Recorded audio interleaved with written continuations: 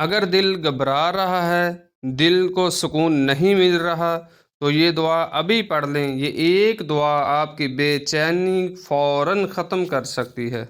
ला इलाहा इल्लल्लाहुल अज़ीमुल हलीम, ला इलाहा इल्लल्लाहु रब्बुल अर्शिल अज़ीम, ला इलाहा इल्लल्लाहु रब्बुस समावाति व रब्बुल अर्द व रब्बुल अर्शिल करीम।